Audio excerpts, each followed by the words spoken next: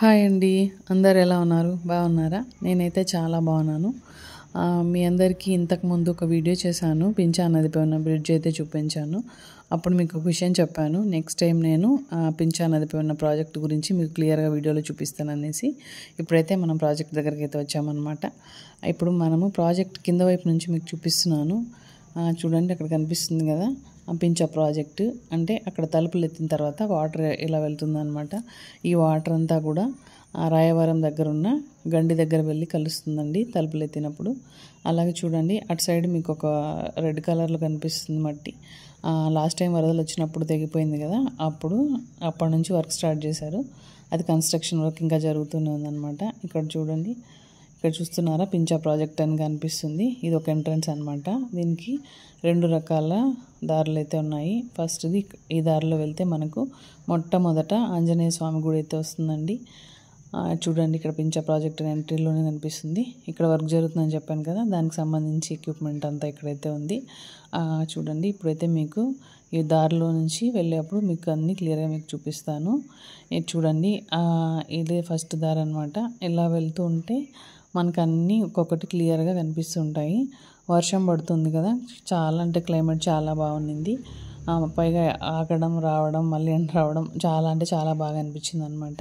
ఇక్కడ వెళ్తున్నాము, మనకు అనిపిస్తుంది వర్క్ చేసే వాళ్ళందరూ ఇక్కడ స్టే చేస్తున్నారు. ఇక్కడ చూడండి, అక్కడ విజిటర్స్ ఉన్నారు చాలామంది. అయితే సండే కావడం వల్ల చూడడానికి అయితే వచ్చేసారు. చూడండి, అక్కడ అందరూ పిల్లలు పెద్దవాళ్ళందరూ కూడా బాగా ఎంజాయ్ చేస్తున్నారు అనమాట. అక్కడ లాంగ్ మీకు కనిపిస్తుంది 2 రకాల గోపురం లాగా ప్రాజెక్ట్ అనేది ఏర్పాటు అనేది చేశారనమాట. నేను పుట్టక ముందు అంటే 83లో అలా ఈ ప్రాజెక్ట్ అనేది నిర్మాణం అనేది జరిగిందని మా ఇంట్లో వాళ్ళు చెప్తూ ఉంటారు. అప్పుడైతే చిన్నప్పుడు మాకు రకరకాల కథలు చెప్పేవాళ్ళు. ఈ ప్రాజెక్ట్ నిండినప్పుడల్లా ఒకరిద్దరు చనిపోతూనే ఉంటారని. ఇక్కడ చూడండి, శివాలయం అండి. నాకు ఫేవరెట్ అంటే ఫేవరెట్ అనమాట. ఎందుకంటే ఈ ప్రాజెక్ట్ నిండినప్పుడు ఈ ఆలయం పూర్తిగా వాటర్లో మునిగిపోతుంది. శివుడు అయితే పూర్తిగా వాటర్లోంచి కనిపిస్తుంటాడు. ఇప్పుడు వాటర్ ఎక్కువగా ఉండడం వల్ల తలుపులు ఎత్తి తీశారు కాబట్టి కొంచెం వాటర్ తగ్గిందనమాట. ఇక్కడ చూడండి, తలుపులు అని చెప్పాను కదా, ఈ ప్రాజెక్ట్ మొత్తం 5 రకాల తలుపులు ఉంటాయండి. అందులో ఫస్ట్ది మీకు ఇందాక చూపించాను, చూడండి క్లోజ్లో ఉందన్నమాట. ఇక బ్యాక్ సైడ్ మీకు కనిపిస్తుంది. అలాగే కింద నుంచి పెద్ద పెద్ద ఇనుప చైన్లతో ఇవనేవి నిర్మించారనమాట. ఎందుకంటే ఈ తలుపులు తీసేటప్పుడు సైరన్ అనేది ఒకటి ఇస్తారు. ఎందుకంటే చేపలు పట్టే వాళ్ళు కానీ ఎవరైనా స్విమ్మింగ్ చేసే వాళ్ళు కానీ ఉంటే ప్రమాదం జరగకుండా ప్రమాద హెచ్చరికలాగా సైరన్ అనేది మోగిస్తారు. అది వచ్చిన తర్వాత అక్కడ ఎవరైనా ఉంటే కూడా అందరు గట్టుకు అనేది రావడం జరుగుతుంది. ఇక్కడ చూడండి, మీకు 5 తలుపులు అని చెప్పాను కదా, ఇందులో ఒకటైతే ఒకటి చూపించాను, ఇప్పుడు రెండోది చూపిస్తున్నాను. ఇది లైట్గా అయితే ఓపెన్ చేశారు. వాటర్ అయితే ఇక్కడ మనకి కనిపిస్తుంది క్లియర్గా ఎలా ఫ్లో అవుతుంది అనేసి. చూడండి, ఇది ప్రాజెక్ట్ కింద వైపు అనమాట.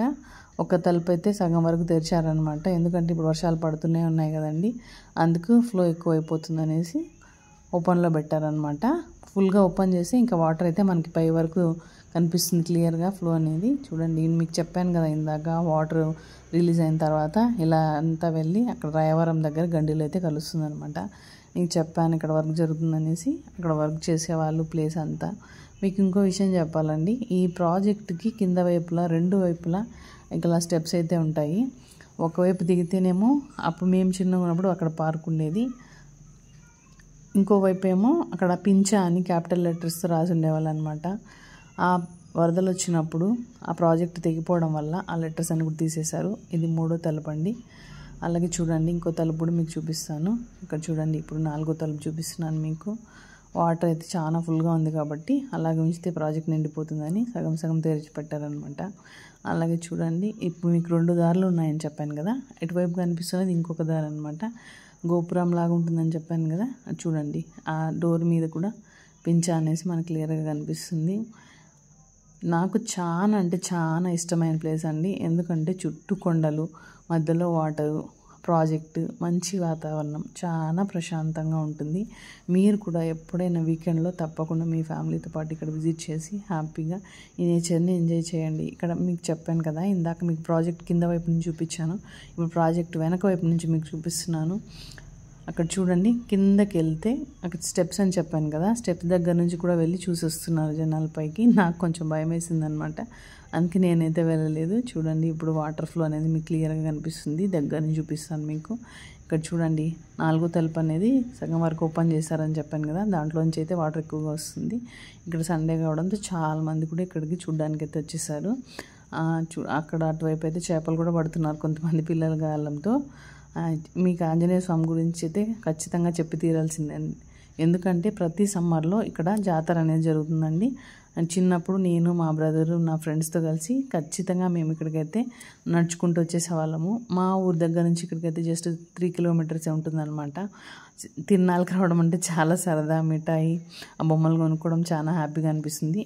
అంతేకాకుండా చాలా పవర్ఫుల్గా అండి, మనం ఏం కోరుకున్నా కూడా వెంటనే తీరిపోతుంది అనమాట. అందుకే నాకు ఎప్పుడు బాధ అనిపించినా, ఎప్పుడు మనసు బాగాలేకపోయినా ఖచ్చితంగా అయితే నేను ఈ ప్రాజెక్ట్ పైన ఉన్న ఆంజనేయ స్వామి గుడికి అయితే వచ్చేస్తాను. చూడండి పైన నుంచి చూస్తే అంతా మనకు చాలా బాగుంటుంది వ్యూ అనమాట.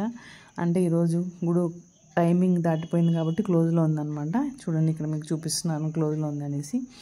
అప్పుడే హ్యాపీగా వర్షం అనేది స్టార్ట్ అయింది. ఇంకా చెప్పలేని మాటల్లో ఆనందం. వ్యూ ఎంత బాగుందంటే అంత పైన కూర్చొని ఆ ప్రాజెక్టు, ఆంజనేయ స్వామి విగ్రహము, ఆ నీరు పారుదలంతా చూస్తుంటే చాలా అంటే చాలా సంతోషం వేసింది అనమాట. ఈ వ్యూ అంటే ఇంకా కొంచెంసేపు ఇక్కడే ఉండిపోవాలనిపించింది. అంత బాగుంది వ్యూ. ఇప్పుడైనా మీరు తప్పకుండా వెళ్ళి విజిట్ చేసి తీరాలండి. దీంతోపాటు మీరు ఎలా రావాలంటే పించా నుంచి మీకు పీలేరుకి బస్సులు ఉంటాయి. అలాగే పీలేరు నుంచి కూడా మీకు పించాకు డైరెక్ట్ బస్సెస్ ఉంటాయి. మీరు ఎప్పుడైనా విజిట్ చేయాలనుకుంటే ఖచ్చితంగా మీ ఫ్యామిలీ మీ ఫ్రెండ్స్తో పాటు వెళ్ళి విజిట్ చేయండి. చూడండి వర్షం పడుతుంది కదా, ఆ వర్షంలో అలా చూస్తుంటే ఎంతసేపు అయినా అలాగే కూర్చుని పోవాలనిపించింది.